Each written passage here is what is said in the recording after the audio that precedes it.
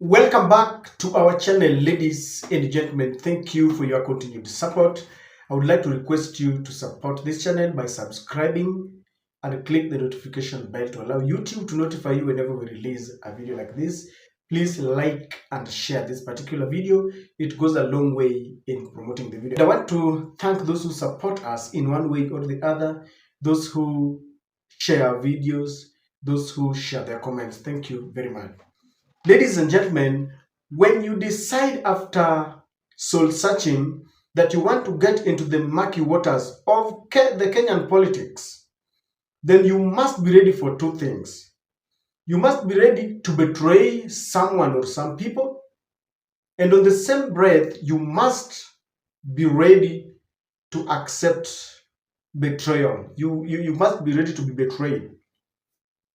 Now, Raila Odinga today shocked Kenyans when he officially and publicly endorsed Governor Johnson Sakaja as the next Nairobi governor come 2027.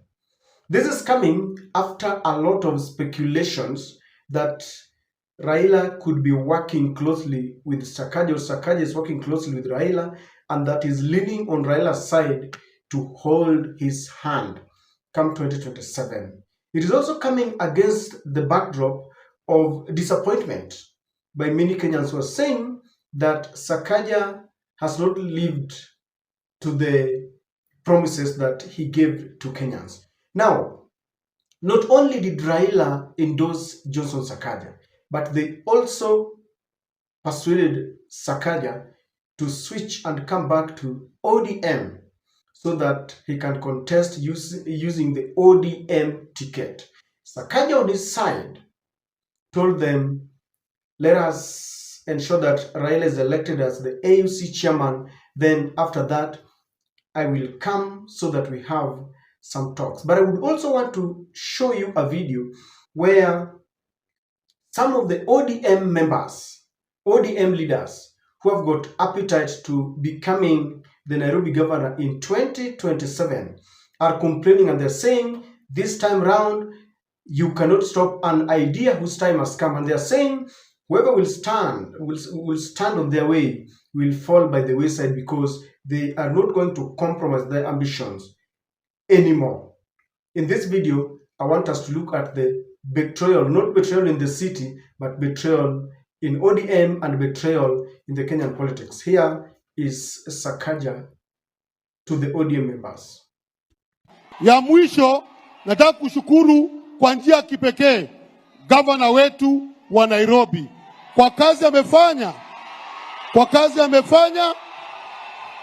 kusimama na chama yetu na yeye si wa chama yetu. So mimi nataka kusema baba, unapoenda kupigania kule EU, mimi namuomba Sakaja gavana wetu, wewe toka UDA kuja kwa ODM. Alafu tutembee pamoja. Chama yetu ODM tunapendana, hatuna fitina, hatuna chuki, hatuna wivu. Wangapi wanasema kuja ODM? Mumeshikana, mumefanya mobilization kubwa. Governor Sakaja, thank you, because you stood with the party of Nairobi to make this event a reality. Na vile Aladwa amesema, fikirie hiyo maneno sana. Karibu Governor Sakaja, uje uongee na watu wako. Nikimalizia, nimesikia Aladwa vile amesema. Hiyo nitaongelea kidogo. Nimesikia Aladwa na nimesikia Wanga. Dalili ya mvua nini? Dalili ya mvua ni nini? Mwenye macho haambiwi na mwenye masikio haambiwi. Sisi tuko hapo bumper to bumper, tuko pamoja. Hawa mama, mimi nataka tupange baadaye. Situmalize maombi ya baba wiki hii. Wiki mbili zikifika hivi, nataka niwe na mkutano na wamama viongozi wa Nairobi wa ODM. Tukae tuzungumziane. Si ndio hiyo? tutakaa na machairman pia tuzungumziane, nionyeshe vile mimi ni kijana wenu tu. ODM.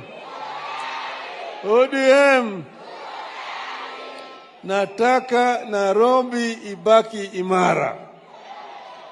Nataka Nairobi ibaki namna gani? Ndio huyo kijana yangu huyo.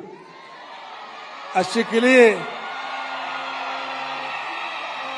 Na afanye kazi sawa sawa.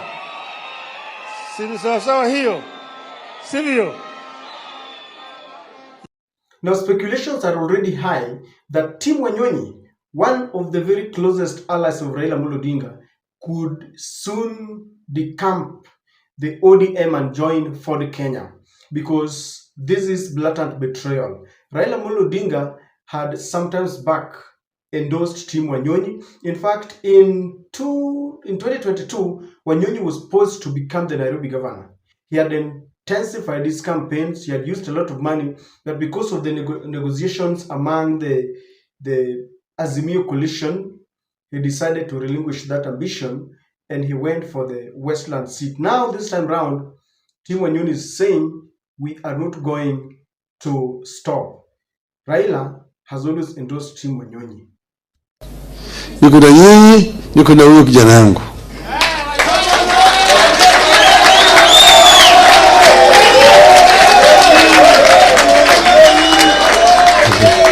Okay. Team hoye. Team hoye. Wanyonyi hoye. Wanyonyi hoye. Wanyonyi hoye.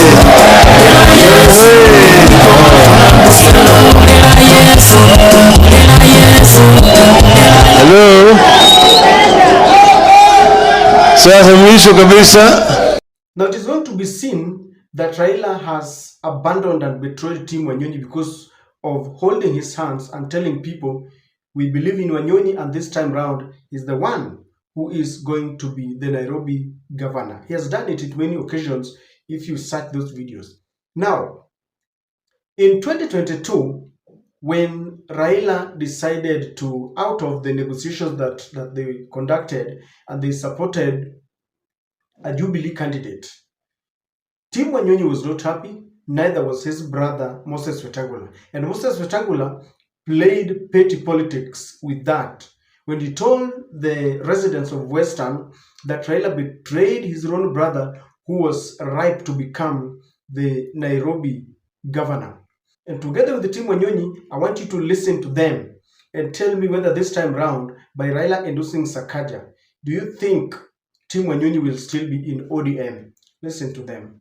Adui wangu wakubwa wako ndani ya party ya ODM. Hao ndio wanakaanga watu wanasema you'll never be governor. You'll never be governor. But this time wanasema akisimama mbele tutapita na yeye.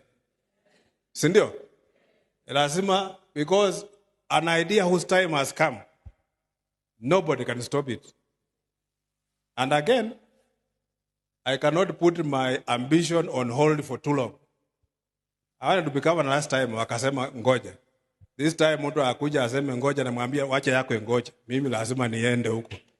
Mnakumbuka vile alifanyia huyu kijana wetu Chris Wamalwa, vile alifanyia Cleophas Malala, na wakati huu the most popular candidate to become the governor of Nairobi is Team Wanyonyi, the MP of this area. Amemnyang'anya kwa nguvu like a robber, akapatia mtu mwingine.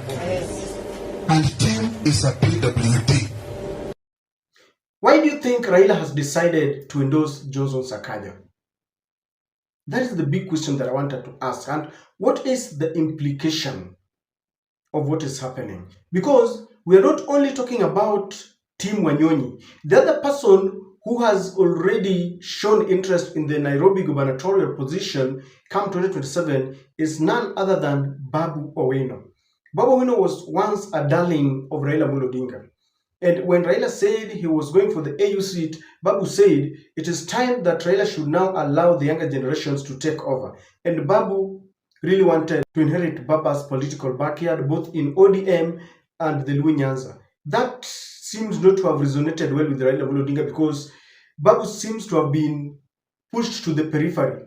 He's a threat to anyone who wants to become the Nairobi governor. He's a threat to the people in ODM who feel that Babu could take over. He's a threat to leaders in Nyanza who feel that when Raila is gone, Babu has the spirit has rested on him, because like in any other community, there is a kind of spirit that would select someone who leads Luos.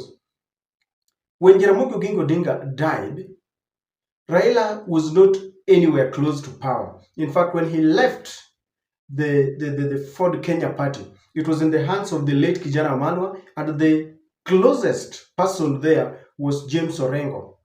But somehow Raila managed to surpass James Orengo. Some people still argue that Orengo has never accepted that Raila is his senior, politically speaking, in terms of fame and the way he controls laws.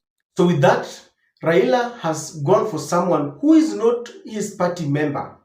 We have able leaders, young and vibrant, who can become governors come 2027. Tim Wanyonyi has got the money, because for you to stand to contest as a governor in Nairobi, you need a lot of money. Tim Wanyonyi has done his groundwork. In fact, even as we speak, Tim Wanyonyi keeps on meeting people. Babu Owino has shown, because Babu is also loved, not only in Nairobi, but Babu Owino cuts across all corners of Kenya. So we wonder why Raila should abandon people who are in ODM, very able, and he goes for Johnson Sakaja.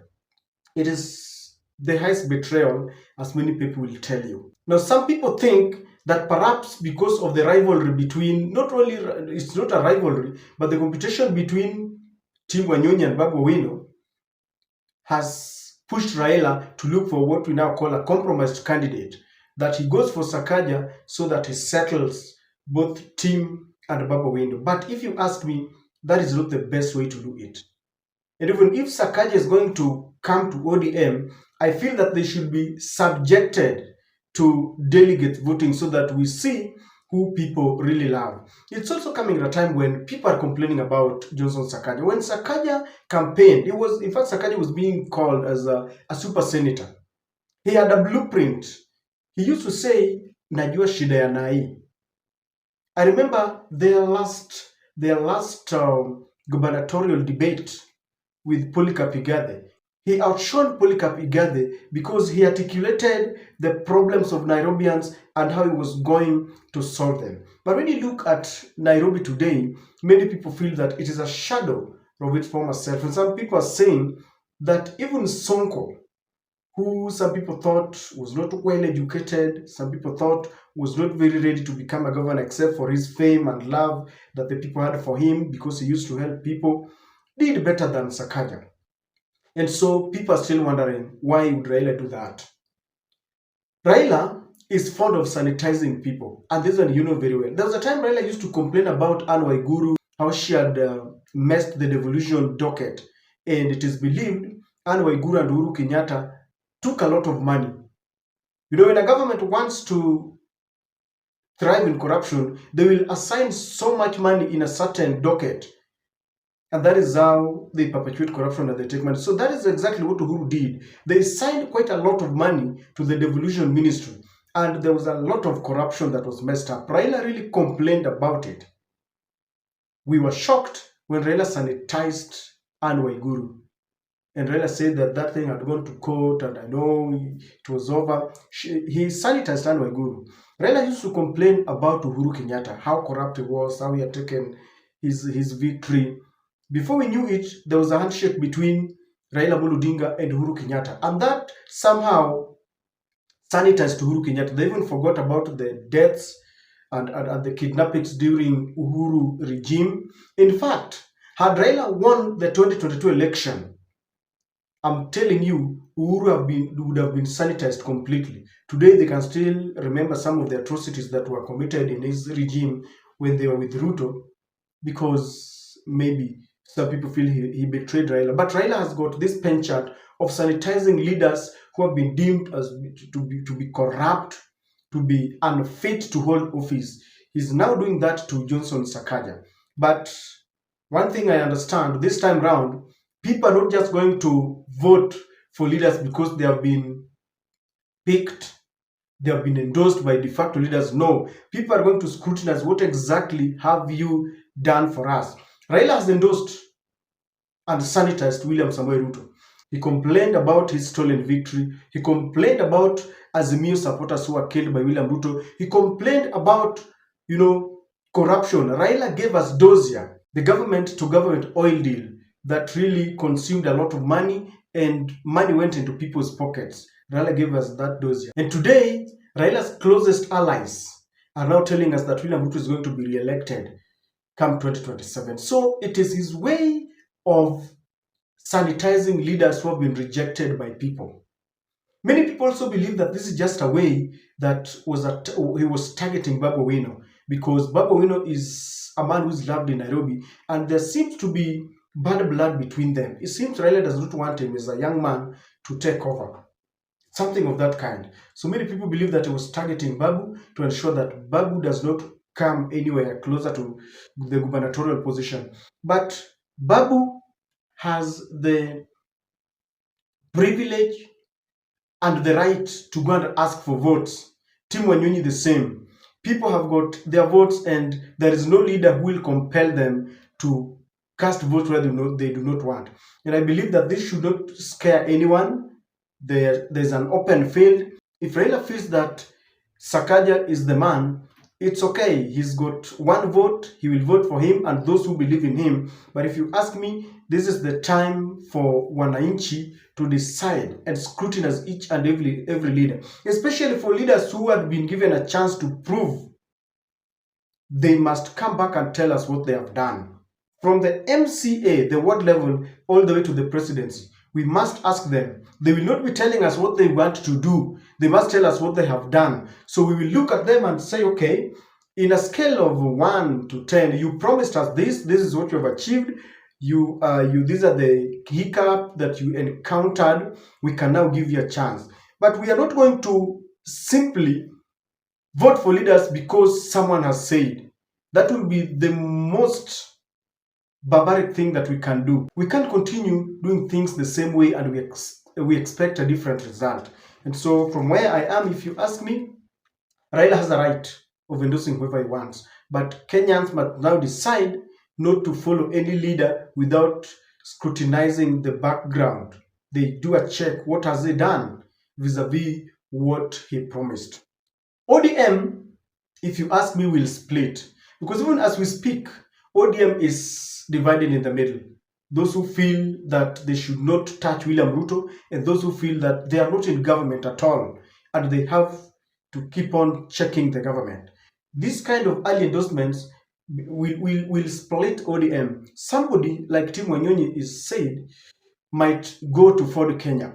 He might decide to abandon this party because he was ready. You saw him saying there that this time round, he's not going to stop his ambitions. He did it in 2022, but this time around, this is an idea whose time has come. And Raila knows very well that Sakaja is presenting himself as a lawyer, and therefore most lawyers will even vote for him if Tim Wanyonyi is not endorsed. It would have been very difficult for him if he endorsed Babu Owino. The lawyers would say that now he has abandoned Tim Wanyonyi for a Luo. But he knows very well that he's pitting two lawyers. And I don't know the secret card that Raila is revealing here, but the ODM might not be stable. As we head to 2027, there are people, because I believe that Tim Wanyonyi, if at all he pulls away, he might pull away with some people.